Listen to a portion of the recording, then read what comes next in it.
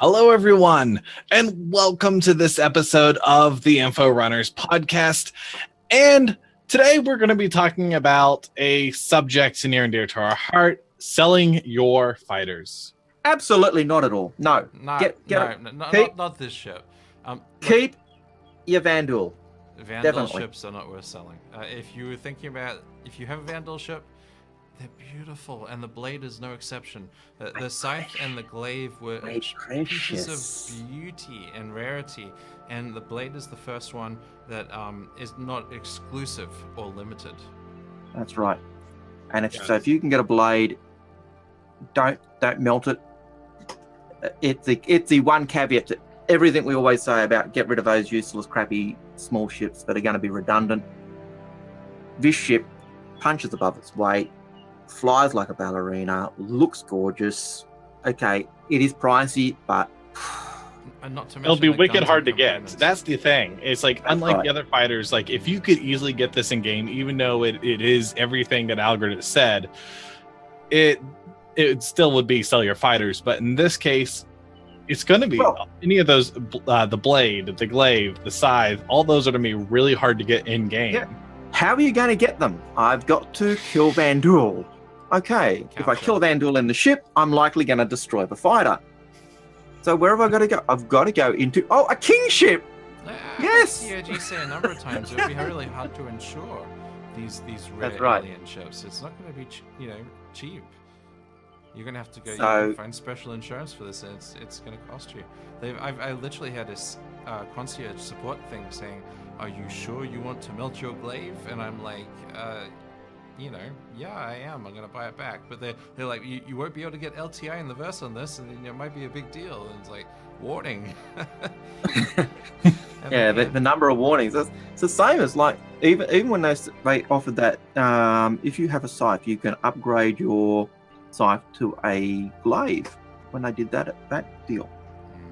And I can remember seeing things where they're saying, but are you I can remember Ben saying on ATV, are you sure you really want to? The scythe is ultra rare. Yeah. It's the you don't want to keep because the scythe, all the Vanduuul ships. Specifically, the scythe is actually the only one that's not a replica. It's actually, and according to the lore, it's a crash ship. They found a whole bunch of them, and that's what you got. But they've also said that Asperia recreates these so well that you couldn't tell it was made by human hands. It's so authentic to the original, and they really are. These are like, I swear that the shields and the power plants and the weapons and these are endgame sort of components. They're like, they really hit stronger compared to anything else we've seen in the game, both traditionally on the scythe and the glaive, and now the blade as well. It really hits like a truck.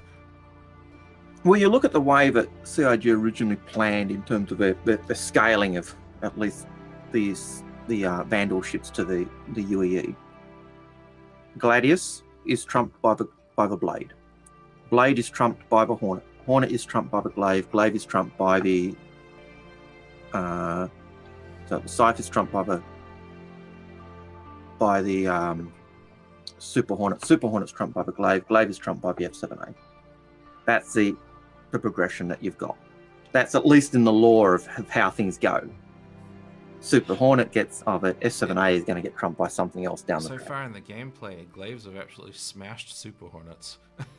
Because, there's just that much firepower, and the Super Hornet's not anywhere near as maneuverable. Well, both the scythe and the glaive have those two side fives. Those two size 5 cannons. That is you make massive. The shots connect, they really hurt. Yeah. But as far as things go, the big reason we're doing this episode is the new ship that came out, which is the Blade. And the Blade is gorgeous and really makes me want to see the reworks of the scythe and the glaive, because the Blade has all these articulating components. If you look at it, it's just everything moves. It looks amazing. And as much as you would think that the cockpit view is hampered by that bar, I really have not found it that annoying overall. It actually, there's worse cockpit views than other ships. It's not the best, but it's certainly not the worst. No, and it's still dances like a ballerina. It turns like on a dime. Well, the acceleration and sort of jerk on Vanduuul ships have been like second to none compared to their counterparts, and the blade did not fail to do the same sort of trend, and it really feels absolutely beautiful. It turns on a dime, and that's right. It's so much fun pay homage to an Australian poet. It's like a cornflake falling from a box. It twists and turns like a ballerina. It is wonderful. But it definitely packs a punch. So it really is a solid ship if you're wanting a fighter that's going to be rare. And this is your opportunity. And we actually recommend this is one of the few fighters to buy.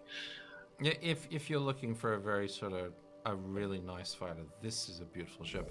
But it is expensive. Yeah. It went up by $25. It's now $275. It is pricey. Maybe you have a ship you can already use. You've had it discounted, or maybe you already had the CCU and you had it at the original price. But they're going to be difficult to get in game. They do punch above their weight. They are always upgunned. So even though it's a light fighter, it can punch above its weight. It doesn't. Pirate Swarm was amazing. I took that thing out in the Pirate Swarm and I was like, oh. Yep. That's a lot of firepower right there. They've always had a lot of firepower. They're gorgeous ships. And the other thing is because they're so nimble, they can, even without trying to lose lock-on for missiles from any other reason, just by doing the moves and the pirouetting and everything else, missiles will lose lock. Now, admittedly, they'll probably fix missiles to be better. The problem is the AI in like Vanduuul Swarm has always been pretty dumb. Like it's not as nearly reactable or maneuverable as what a true human player can be. So the AI is never given like due credence to what the ships can actually do. And to do that, you really need a real person in that cockpit. Algrid, what were you saying earlier about the Cutlass video? I just have to say this because that was an amazing Cutlass comment. video.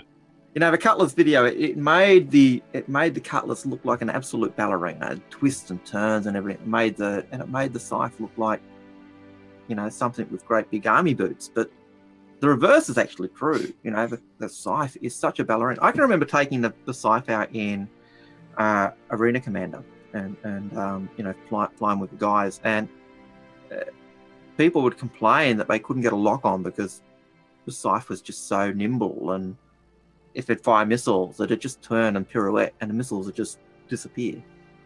They hated it, and I'm not a great pilot. I'm not an awesome pilot by any means, and yet it was a nasty ship to try and take down just because it was so nimble. And then when you shot them with it, they felt it. I only really have one caveat with the Blade right at the moment. Like on the last PTU patch, or one of the last ones, they actually locked all the weapons so you couldn't switch them out. I would really like you to be able to see customize your missile loadout, because the moment it's like 8 size 1s. If you could pick size 2s, size 3s, change the loadout, I think that would put... why not give... The size 1s still hurt with the shields down. If you knock out their shields and you hit them with the size 1s, they're pretty much gonna head. Yeah, I don't deny that. But I can understand your point there, Hayes, in terms of it's a ship that's been built by Asperia, so it's using both salvaged Vanduuul parts plus human parts, and so as a human company building this ship, it should be able to take, or you'd at least think it should be able to take, different missile racks. Yes. I would disagree, because they're building it specifically to mimic and not be able to tell the difference between human or Vanduuul construction. That's the other side of the argument. In which I understand why you would want to lock it, because it doesn't make sense for them to make it, well, you can change these missile things when they don't actually appear that way. Well, if you're making it an exact copy, you don't need to change the missiles, because when you look at the glaive has the same size missiles. And so you don't need to upgrade the missiles to make it so it can swap with the glaive missiles, because it actually can take the glaive missiles because they're the same. So in that sense, Well, I have a glaive myself. I would love to swap some of the size 2 and 3 weapons from the gimbaled weapons on the glaive. And, nothing should stop those from working with each other. They're the same tech, the same, Yep. make. Yeah, Yeah, that's right. The weapons should, if they're the same size, hardpoint size, should be able to swap over and from at least Vanduuul ships. we only just went to live release. I haven't finished downloading the client. I hope they haven't decided that as a permanent policy that they want to lock all these weapons on for these Vanduuul ships from future. If They still feel really powerful they for are. Stock their good. size class. I don't know. I'm not a big pilot or anything. This ship was originally built as 3 size 2s, and then they upgraded it to 4 size 2s, 2 of which were gimbaled, and then they completely replaced the gimbals and put 2 size 3 plasma cannons on it. So, this thing is seeing a huge upgun from what it was originally sold as concept. Mind you, the scythe and the glaive both have 2 size 5s and 2 size 1 Laser weapons on gimbals. So on the gimbals. So if you if you're going in the size 2s of a size, if you've got size 2s on the blade, theoretically you can't even swap them over to the size, the weapons that are on the. Well, if you could remove the gimbals, yeah, you can. Yeah, but you know what I mean. It's. So, one thing I will like to ask our viewers here, guys, if any of you are amazing pilots, please let us know your thoughts on what we're saying here, because we're all people that just like to play around, but we're not necessarily. I like to pilot, but I haven't dusted off my joysticks since 2.6. But with the new I've got my joysticks. I've just got to sort them out. Yeah, It's bad. But the thing is, the blade and the flight model has finally come into a better place than it was in 3.0 and 3.1. I'm finally finding myself trying to set up my joysticks, and the blade has just come in, and it is such an exciting ship to fly. The limited time I've spent with it, it's all come together really nicely, and I can see myself getting a lot of enjoyment out of this ship. And on that note, I'm Al Garrod. I'm Dazai. And this was Hayes. Don't forget to leave comments in the comment section. We do read all the comments, not just try. We try to respond to as many as we can. And we now have a Discord, so check out our Discord. If you want to ask us a question personally or have ideas for the future shows, that's the place to find us. We do tend to hang out there, and we do tend to answer comments as well. So, yeah, join us. All right, everyone. See you around. Take care.